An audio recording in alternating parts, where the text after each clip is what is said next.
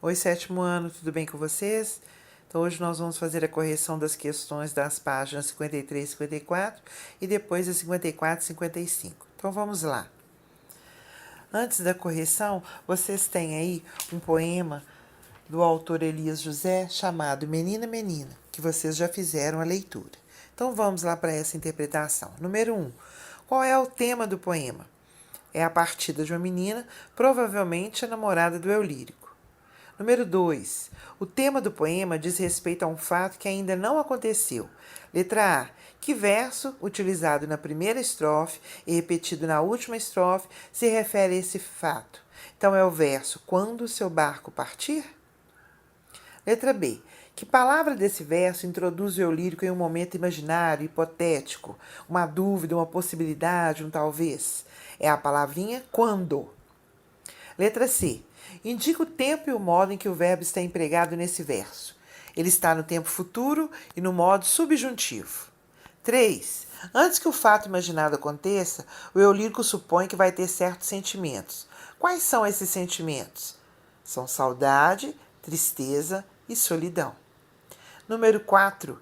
Na segunda estrofe, o lírico exprime poeticamente a ideia de saudade. Letra A. Qual é a contradição presente nesses versos? Partindo, vai acabar ficando. Olha a contradição: partir e ficar. Letra B. Por que essa contradição é aparente? Porque quando uma pessoa querida se ausenta, ela continua presente, só que na lembrança de quem fica. Número 5. Na terceira estrofe, o eu lírico expressa dois desejos: impedir a menina de partir e partir também. Na letra A, quais são as condições necessárias para a realização desses desejos? Ter dinheiro e ter idade. Letra B, que palavra desses versos é responsável pela introdução do eu lírico no mundo imaginário? É a palavra si.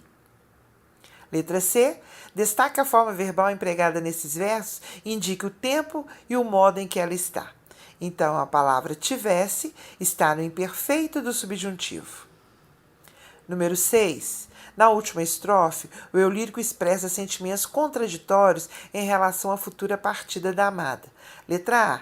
Que locuções verbais indicam essa contradição? São duas: vou chorar e vou sorrir. Letra B. Quais formas verbais simples poderiam substituir adequadamente essas locuções? Então, em vez de vou chorar, chorarei. Vou sorrir, sorrirei. Letra C. Levante hipóteses. O que pode explicar esses sentimentos contraditórios do eu lírico? Bom, aí a resposta é pessoal. O que vocês acham? Por que ele está sentindo tantos sentimentos contraditórios? Número 7. Como conclusão desse estudo, responda: qual a importância do modo subjuntivo na construção do poema Menina, Menina? Para que o eu lírico possa expressar antecipadamente seus sentimentos em relação à partida da amada, há necessidade do emprego do modo subjuntivo, pois é esse modo que o situa no mundo hipotético de ações que ainda não aconteceram. Agora nós vamos para a correção da próxima atividade, que se encontra nas páginas 54 e 55. Então, vocês têm lá um folheto que foi distribuído pela Fundação Dorina Noil. Esse folheto explica como nós devemos lidar, não é? Atuar quando nós estamos na presença das pessoas que são cegas, que são os deficientes aí, visuais. Então, número 1, levante hipóteses. Qual é a finalidade do folheto? A finalidade do folheto é orientar as pessoas em geral sobre como lidar com os deficientes visuais.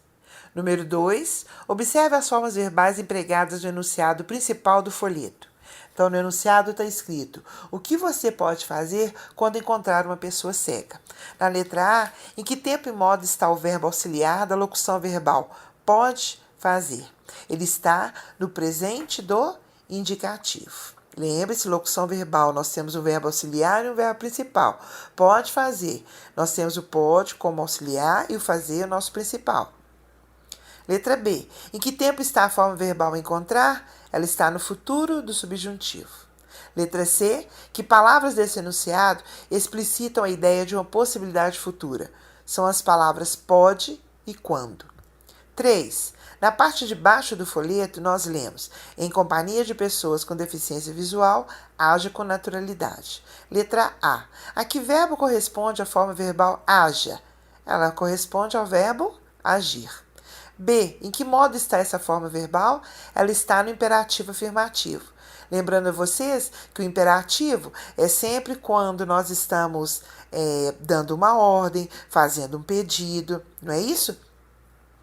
E nós encontramos muita forma do imperativo quando nós vamos fazer uma receita. Então tá lá no modo de fazer, não é? Bata, pique, triture, são palavras, são verbos que estão no modo imperativo.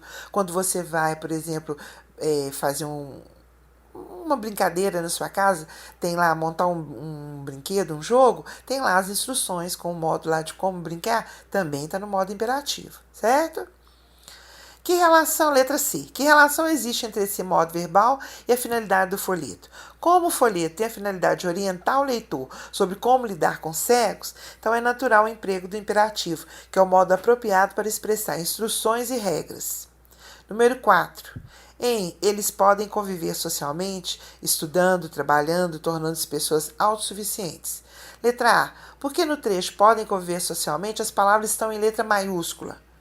Bom, é porque o trecho ele expressa a informação mais importante do enunciado, ou seja, o folheto quer destacar que as pessoas cegas podem levar uma vida social normal, que não precisamos mudar a nossa forma de tratá-los.